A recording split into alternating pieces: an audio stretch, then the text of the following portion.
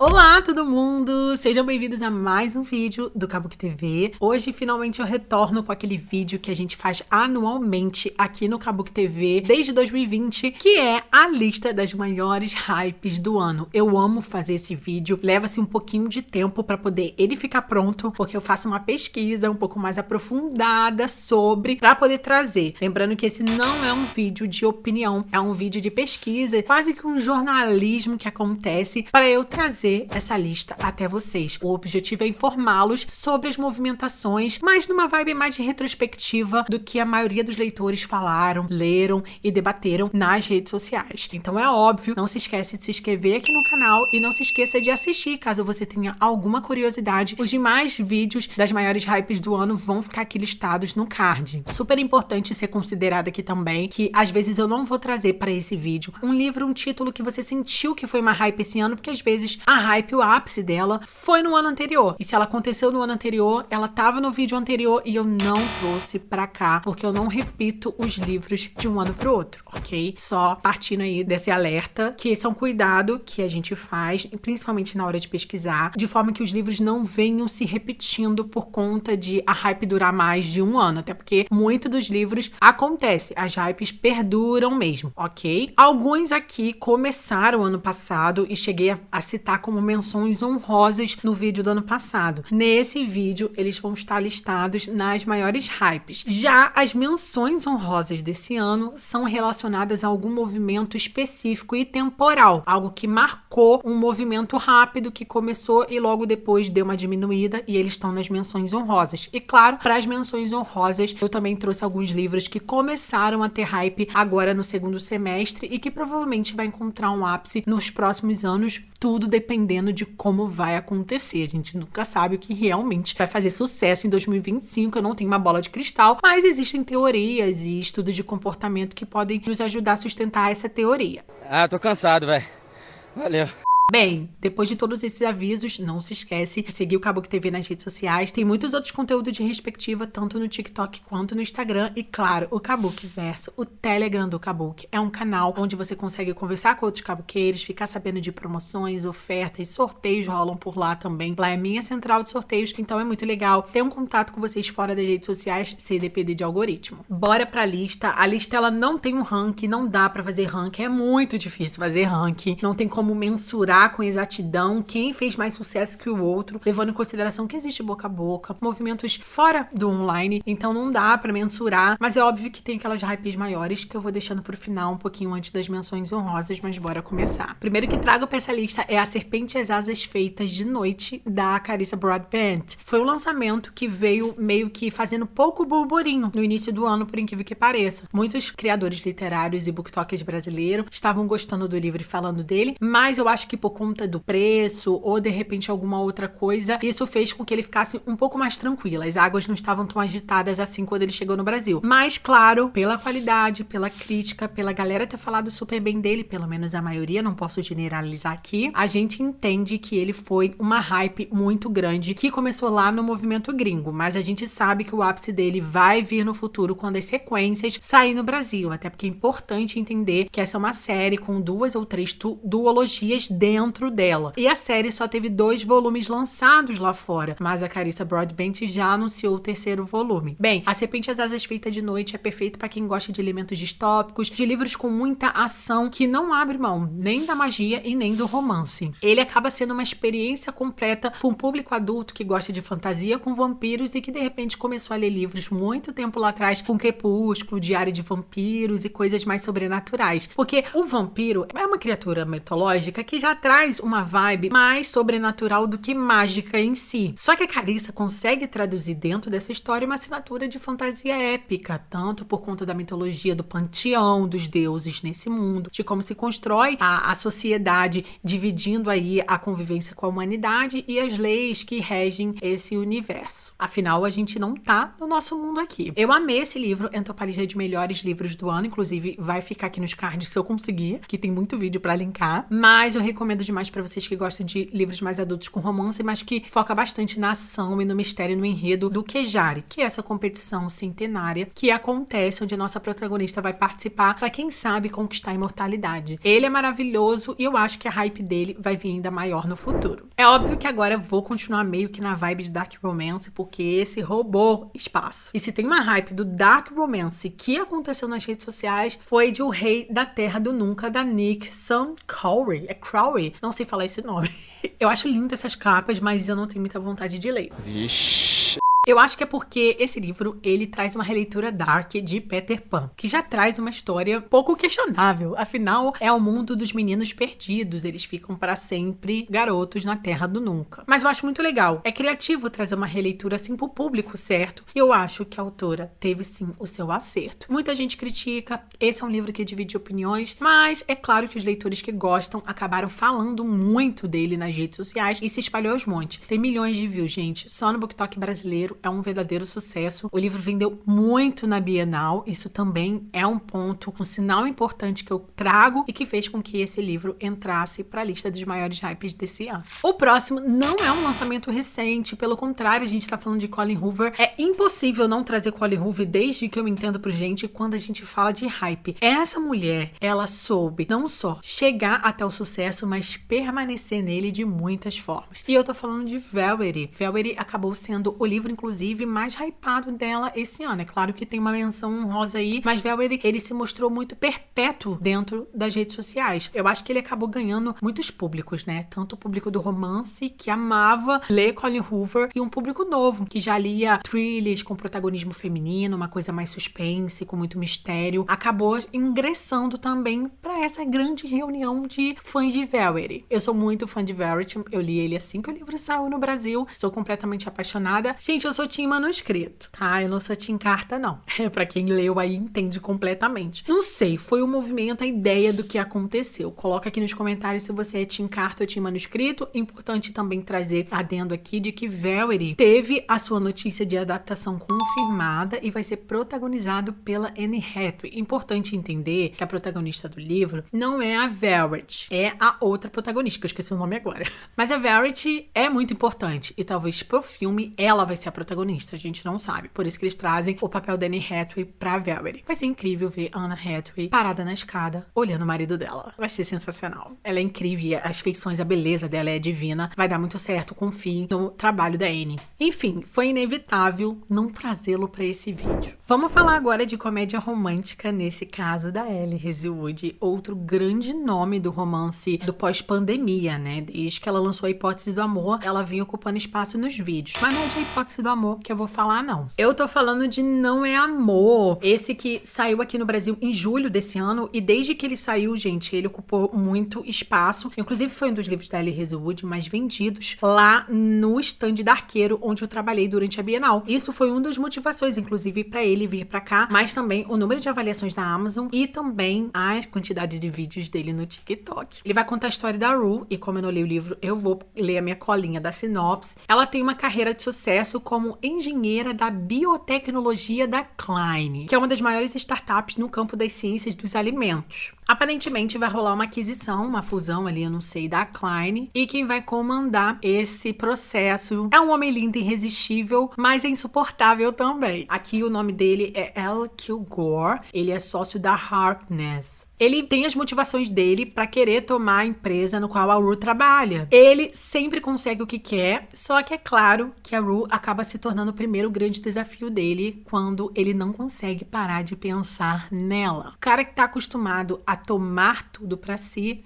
vê um não pela primeira vez. Vai rolar aquela atração que é inegável nos romances da Ellie. Eles vão ter um caso secreto, mas tem um prazo de validade, que é quando os embates entre as duas empresas se encerra e uma delas ganha ali. Esse é um romance que vai misturar, gente, o romance, o prazer e os negócios. Ellie Hazelwood manja bem entre trabalhar com colegas de trabalho, pessoas que convivem dentro desse lugar, e eu acho que Não é Amor é muito bem avaliado por isso. O próximo é um dos meus queridinhos da lista de 2024, 2024, ele é inevitável. A sua presença em todas as listas de hype é ou deveria ser obrigatória. Eu tô falando de Assistente do Vilão, da Hannah Nicole Meyer. Ela é gigante, ela é um acontecimento. Inclusive, Assistente do Vilão foi um dos livros mais vendidos lá na Bienal, no selo da editora Alt. Entrou também pro top 3 de romantasia mais vendida da Bienal do Livro. E na Black Friday da Amazon, foi o livro mais adquirido pelos links do Kabuki Verso, que é a minha central no Telegram, onde a gente faz as promoções, veja só. A Hannah Nicole Meyer tá ocupando vários topos no mercado editorial brasileiro, e não é à toa que ela veio na Bienal do Livro e arrastou uma multidão inteira para poder conhecê-la. Esse é um livro que eu super indico, eu acredito muito nele, porque ele é algo que pode ser lido por um público mais jovem, mas que vai alimentar até a classe mais antiga, tipo eu, mais 30, e que ama romance com aqueles dois personagens que são opostos, que acabam se atraindo. Em Assistente do Vilão, a gente vai conhecer a Ivy, que mora nesse reino, que é meio que se passa ali, gente, naquela época meio contos de fadas. Tem a vila onde ela mora e esse tipo de coisa. Todo o cenário e ambientação é muito de filme da Disney de Sessão da Tarde. E aí, basicamente, ela vai aceitar o emprego do vilão, que é o vilão do reino, que sempre sabotou o trabalho do rei e que tem todo um grande império que sustenta o mal que ele faz no mundo. E aí a Ivy vai ser assistente dele. Ele tá precisando de alguém nisso. Então, gente, dentro dessa vibe e desse cenário, desse tempo, ainda tem o esquema do escritório, dos trabalhos deles, como eles têm que fazer as atividades e os outros colegas de trabalho que atuam pro vilão. E, claro, vai rolar um plano dentro do enredo, porque alguém tá tentando de dentro sabotar o Tristan, que é o nosso vilão. E a Ivy vai ter que tentar descobrir quem é que tá causando tudo isso, esse problema ali dentro do grupo deles. E tem uma reviravolta surreal, eu amei demais. E acho que ele é um dos meus livros favoritos do ano por conta disso. Ele tem elementos muito distintos que, combinados, tornaram esse livro muito agradável. Ele é um livro adorável. É um livro que eu super recomendo pra todo mundo que gosta de romance. É claro, é obrigatório aí, porque ele traz muitas migalhas, mas é o tempo todo acontecendo. Então é muito divertido e vai alimentando você. É demais, gente, esse livro. Tanto ele quanto Aprendiz do Vilão bombaram muito, mas Aprendiz chegou agora em setembro, né, no Brasil. Mas Assistente, claro que chegou lá em abril, já tá ocupando espaço no coração dos leitores brasileiros há mais tempo. Agora a gente vai falar de um livro que vendeu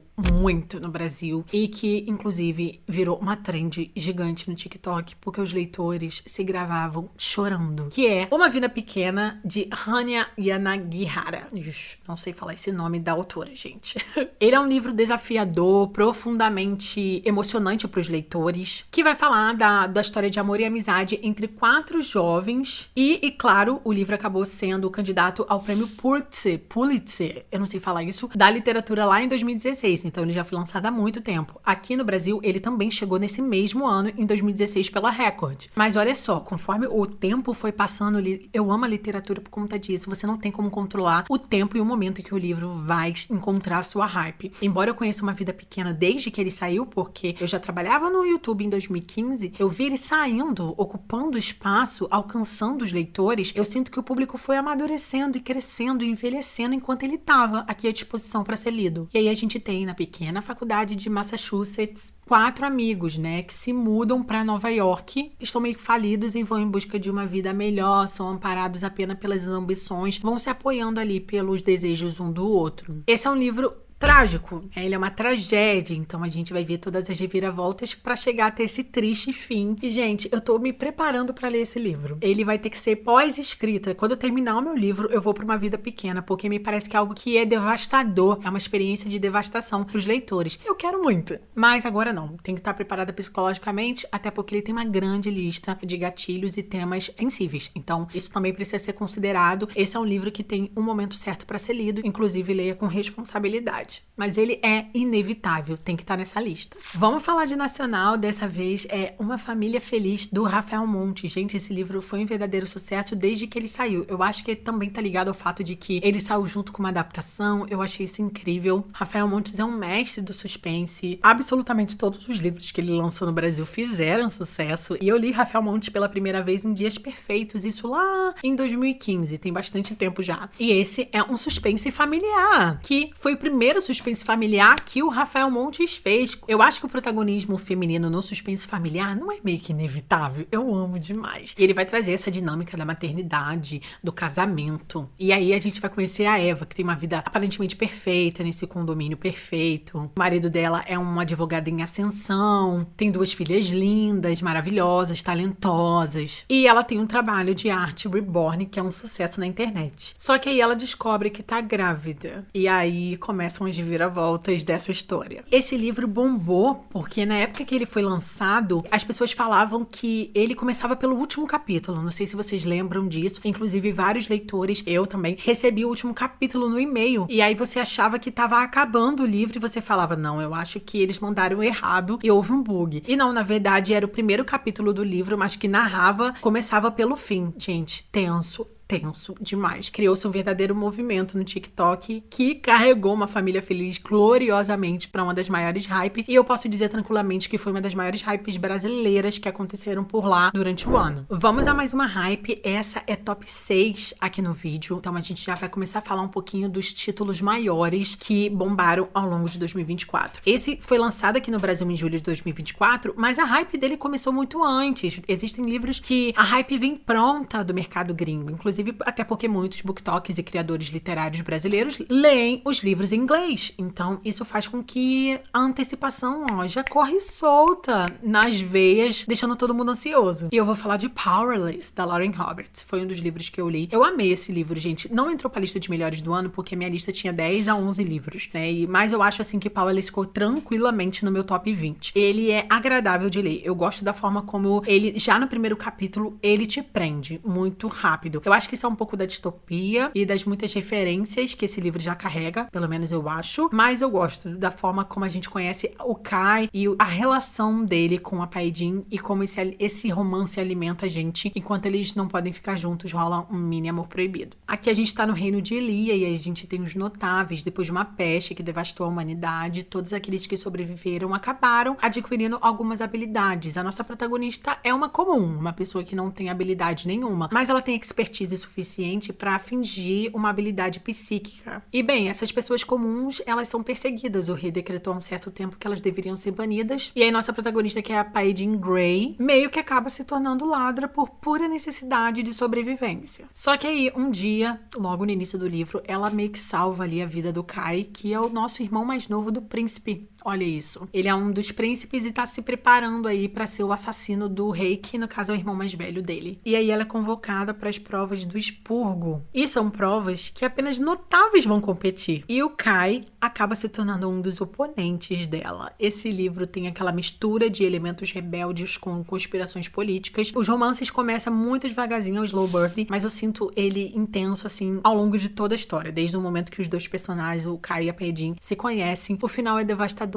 Tem aquela leve catástrofe acontecendo no final da história que puxa a gente pro próximo livro e que deve sair, gente, em algum momento aí no futuro. A gente sabe que tem o Powerful, que saiu dia 8 de novembro agora. Powerful, ele na verdade é um conto, né, que vai trazer a história da Adena e o que acontece depois que a Paidin vai para as provas do expurgo. Mas é um Reckless que a história de fato começa a rolar, a continuidade ali, gente. Estou bem ansiosa para Reckless. Coloca aqui nos comentários qual é a opinião de vocês sobre Powerless, sobre a hype dele que tá bem alta no Brasil e qual é a sua expectativa para Reckless. Vamos falar de uma hype muito chocante e controversa, que é A Casa de Chama e Sombra, que é o livro 3 da Cidade da Lua Crescente. Eu ainda não li nem o livro 2, na verdade eu pausei a leitura e nunca mais voltei, mas eu prometo retomar, gente, aí eu vou ler de novo do zero. Eu juro que eu me planejei muito para ler em 2024, mas acabou não acontecendo, mas assim que eu terminar o livro eu vou ficar mais livre e aí eu leio os livros da Sarah. Casa de Chama e Sombra é o terceiro volume da série da Cidade da Lua Crescente. A gente sabe que vai ter mais um livro aí. Então, assim, a gente não sabe exatamente quando ele vai vir. Mas assim que o livro saiu, foi um verdadeiro acontecimento que foi se estendendo ao longo de todo o ano. Afinal, a gente tá falando de Sarah J. Maas. A mulher, ela praticamente construiu ali o que significa hype no BookTok quando ela lançou a Cotar lá atrás e ele começou a se perpetuar ali em 2020 lá na plataforma. Então, de certa forma, o que a gente sabe é que independente de o quão um livro da Sarah Sarah divida opiniões, ele sempre vai ter uma hype que é inevitável. Quando ela chega, ela chega. Esse ano, inclusive, a Sarah saiu de casa, olha só, pra poder divulgar o livro. Foi parar em vários locais da mídia e da imprensa nos Estados Unidos, fez visitas, foi parar até no G1 e no Metrópole, lá no TikTok, virou notícia, porque fez um evento, né? Ela aconteceu realmente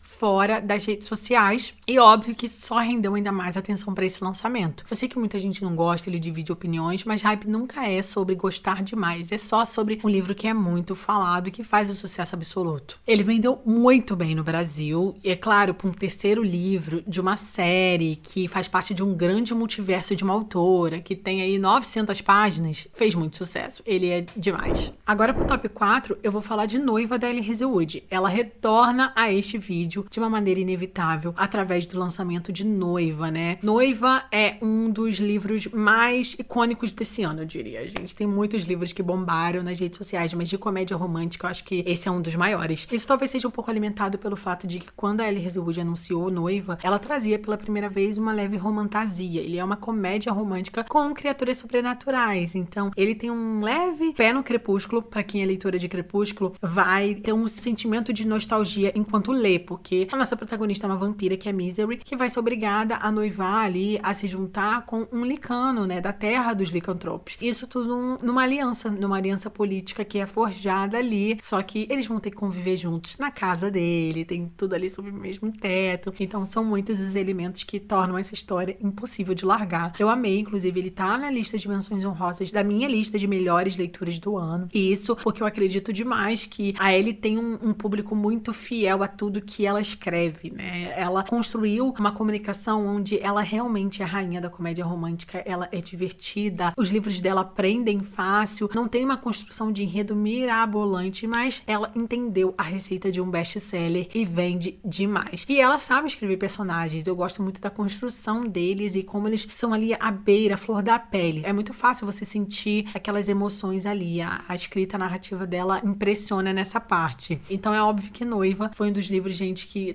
a maioria dos conteúdos que eu vi, assim, brasileiros, estavam com visualizações absurdas. Então, Noiva por si só foi um grande acontecimento. Eu joguei muito, assim, pelo fato do BookTok. Mas, cara, se algo bomba demais no BookTok, lá no TikTok, você vê esse mesmo movimento acontecendo no Instagram, no YouTube e nas demais redes sociais. Hoje, o BookTok nem é uma verdade absoluta, mas é um reflexo de tudo que acontece nas redes. Enfim, ficou no top 4. Pro top 3, eu trouxe Memórias Póstumas de Brás Cubas. Quem lembra daquele meme do Alverme que roeu as frias carnes do meu cadáver? Gente, bombou demais. Ao verme que primeiro roeu as frias carnes do meu cadáver, dedico como saudosa lembrança estas memórias póstumas. Isso fez com que Memórias Póstumas de Brás Cubas chegasse à lista dos mais vendidos. Eu ainda até poderia falar de Machado de Assis aqui mais uma vez, através de Dom Casmurro, quando aquela booktoker gringa falou dele e todo mundo estava falando sobre ele também. Mas eu não acho que essa foi uma hype tão gigante quanto o Ao Verme que roeu as frias carnes do meu cadáver. Eu acredito que Memórias Póstumas acabou, e eu vi isso nos movimentos, acabou chamando mais atenção nas redes sociais esse ano do que o Dom Casmurro. Mas assim, gente, os dois são icônicos, são incríveis. É Machado de Assis, então não tem muito o que dizer. Ficou aí no top 3. Vou falar agora de Divinos Rivais, da Rebecca Royce, essa mulher divina, né? Gente, ela é icônica, lançou Divinos Rivais e Promessas Cruéis, a sequência no Brasil. Divinos Rivais, ele tava como menção honrosa, se eu não me engano, ano passado, na lista de maiores hypes. Mas ele finalmente chega porque ele foi lançado em dezembro de 2023. Em janeiro já não se falava mais de outra coisa a não ser Divinos Rivais. Eu ainda não li esse livro, inclusive muita gente questionou porque ele não tava na lista dos meus melhores livros do ano, mas é por isso, gente, assim como Chama de Ferro, eu também não li Divinos Rivais, que vai contar a história aí, vou pegar minha colinha porque não li, que é dois jornalistas rivais que vão encontrar o amor entre uma guerra com deuses, que envolve os deuses aí. Bem, depois de séculos adormecido, os deuses estão em guerra novamente. Olha que delícia, estar nessa geração, enfrentando tudo isso. E aí a mãe da Iris, ela sofre para superar um vício, o irmão dela tá desaparecido por conta das trincheiras da guerra, e aí ela vai disputar uma vaga de colunista no jornal da Gazeta de Wolf. E enquanto isso, ela vai escrevendo cartas pro irmão dela, só que, misteriosamente, elas vão parar na mão do Roman Kidd, que é um ser super fascinante, que fala que ele é insensível e um rival na redação do jornal dela. E aí, ele passa a responder as cartas anonimamente.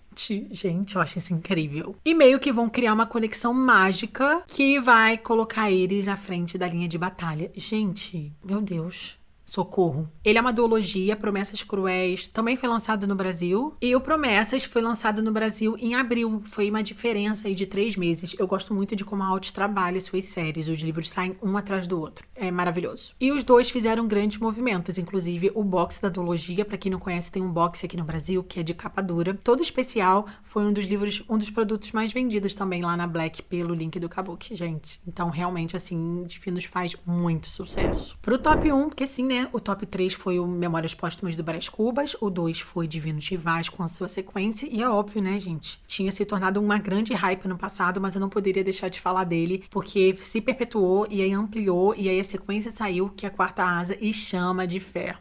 Chama de Ferro, gente, foi um acontecimento, né? Desde que ele chegou ao Brasil. Eu ainda acho um absurdo se pagar tão caro de uma pré-venda. Mas as pessoas adquirem. A editora não tem como escapar desse preço, pelo menos eu acho que não, porque não é possível. Eu acho que o leilão deve ter sido um absurdo para poder ser lançado no Brasil. Pensa, todas as editoras queriam Quarta Asa. Quem dava mais, gastou mais dinheiro para lançar, que foi a Planeta. Tá tudo pela hora da morte. Mas no fim, ele entrou pro catálogo do Kindle Unlimited. Olha só que delícia. E aí você pode ler assinando o Kindle Unlimited. Teve promoção agora de 3 meses por R$1,99, mas você também tem direito, gente, ao teste grátis por 30 dias. Assina, lê o negócio. E aí tu não paga, meu amor. Eu acho isso magnífico, assim, esse acesso do Kindle Unlimited. E Quarta Asa ter ido pro Kindle Unlimited foi um respiro pra muita gente que queria ler o livro e não conseguia ele de forma legal, né? Essa é a verdade. Ele é maioral, assim. Eu vejo que até mesmo Tempestade de Ônix é a maior pré-venda que está rolando no momento, que é o 3º volume da sequência, né, de Chama de Ferro, e que vai ter lançamento simultâneo com os Estados Unidos e aqui no Brasil também. Imagino que vai ser lançamento simultâneo em alguns países. Não acredito que o Brasil vai ser o único país, junto com os Estados Unidos, que vai lançar Tempestade de Ônix em fevereiro de 2025, né? Enfim, é um movimento que dá pra ver, é crescente, ele ainda parece que chegou na metade, esse tipo de coisa. E é claro que com a confirmação da adaptação, as coisas tendem a esquentar com o passar dos anos. Porque quando movimentos assim como Quarta Asa, como Akotá acontece, nesse tamanho que acontece, as coisas tendem a demorar a terminar. Que bom, né? Pra quem gosta dos livros como eu, é bom. Ele é o maior hype de 2024 e um dos maiores em 2023. Mas ele precisava ser lançado no Brasil pra ganhar mais espaço. E foi o que aconteceu. Coloca aqui nos comentários o que vocês acham de Quarta Asa, Chama de Ferro e qual é a expectativa de vocês, afinal, pra fevereiro, quando Tempestade de Ônix sai no Brasil. Bora pras menções honrosas. Estou animada pra falar delas. Ao todo são 4 livros. Eu acredito que todos eles, no caso, foram movimentos importantes que não podem ser ignorados e é por isso que eles estão aqui. É óbvio, eu queria ter colocado muito mais livros nesse vídeo, mas eu me segurei porque eu cheguei a listar 30 livros.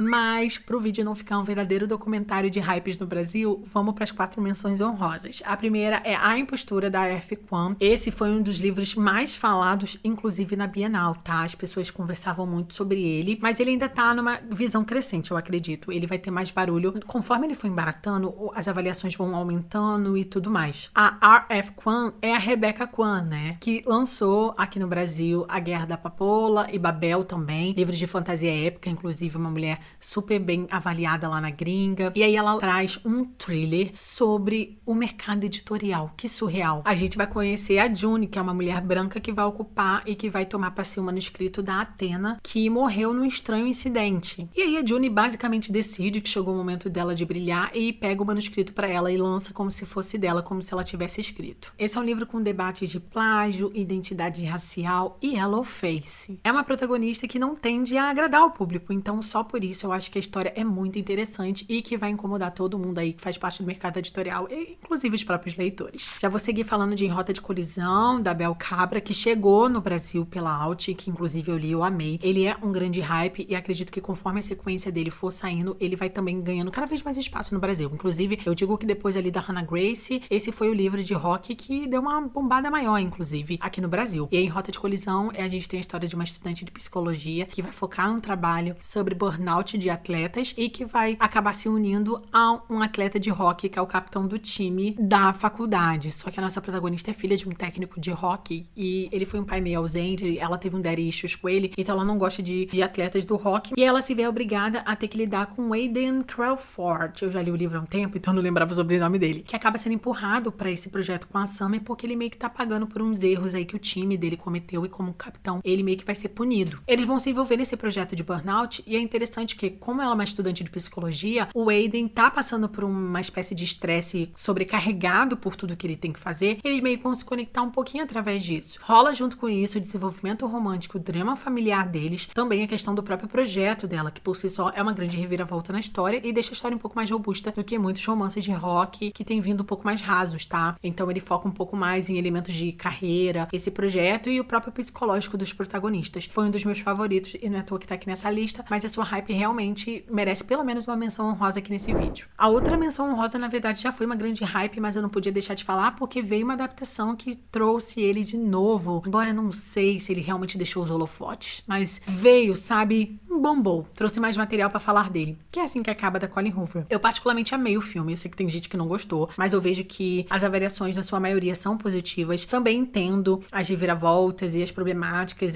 em torno ali da divulgação do filme por parte da Blake Lively e todas as divergências que ela teve com o Jonathan, que fez o Ryle e que foi diretor do filme durante as gravações. Mas vamos focar aqui, vamos ficar só no quesito da adaptação e o que trouxe isso pro livro. O livro realmente bombou bastante esse ano. Assim que Começa, inclusive, junto com Assim que Acaba, foi um dos livros mais vendidos de 2024 e tem sido assim já tem um tempo. A Colleen Hoover é uma das autoras mais vendidas no Brasil. Ela é inevitável em todo ano. Eu poderia ter trazido também Uma Segunda Chance, que também bombou muito esse ano, mas eu acredito que é impossível não falar do lançamento do filme de Assim que Acaba e também de como isso fez com que Assim que Acaba fosse pro topo de todo tipo de assunto nas redes sociais lá em agosto, quando ele saiu. Eu gostei do trailer, eu gostei do trabalho, eu gostei da adaptação. Eu amei, porque eu vi no dia do lançamento, então as reviravoltas da divulgação não tinha acontecido ainda, então a minha experiência foi muito positiva. Coloca aqui nos comentários o que você acha de tudo isso e se é Assim que Acaba merecia uma menção honrosa. Você pode opinar, inclusive, aqui.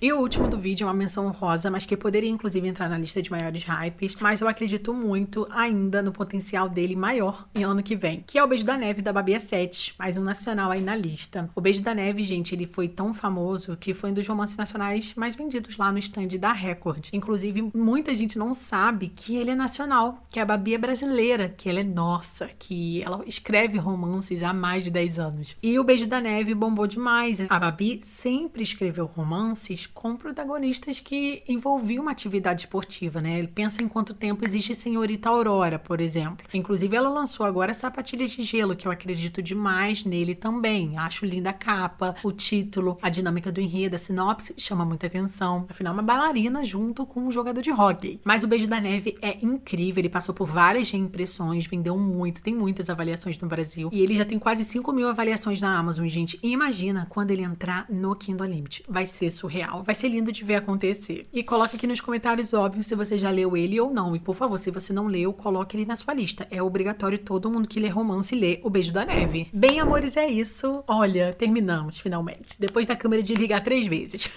Meu Deus. Esse é o vídeo de As Maiores Hypes de 2024. Lembrando, mais uma vez, para depois vocês não comentarem sem saber, que muitos livros não estão aqui, porque já foram citados nas Maiores Hypes de 2023. Então, se você sentiu falta de A Empregada, de Amêndoas e muitos outros livros, eles já estavam na lista. E foi o que eu falei para vocês. Eu tomo cuidado para não fazer vídeos repetitivos. Porque se parar pra pensar, tem muita hype que vai durar 2, 3 anos. Sendo assim, espero muito que vocês tenham gostado desse vídeo. Lembre-se de avaliá-lo. Comenta aqui embaixo. Agora é a hora de vocês comentarem qual é a opinião de vocês, o que você sentiu falta, aquilo que você realmente foi mais relevante esse ano e você não viu aqui numa menção honrosa, ou você pode listar aquilo que você observou também, que de repente você acha que pode ser um pouco diferente dessa lista desse vídeo. E lembrando, né, gente, não foi uma opinião, foi algo que eu fiz uma pesquisa mesmo, mas dependendo de cada criador de conteúdo, a lista pode ser diferente, porque cada um pode ter uma percepção diferente dos movimentos literários, de acordo com aquilo que consome mais também. Bem, é isso. Espero tê-los aqui no num próximo vídeo mais uma vez. Lembrando de me seguir nas redes sociais, vai ter conteúdo de retrospectiva literária por lá também, não é só aqui no YouTube. E, óbvio, o Kabuki Verso, que é o Telegram, é um lugar onde vocês são muito bem-vindos para conversar com outros leitores, participar de eventos de sorteio, promoções, e espero tê-los por aqui durante 2025 inteiro também. Então é isso, meus amores, eu tô indo, mas eu volto. Big beijo pra vocês e até o próximo vídeo. Tchau! Late at night, not okay. All I want, and I pray, all I need are some better days. Yeah, all I need are some better days. Cause all I want, and I pray, I believe in the better days.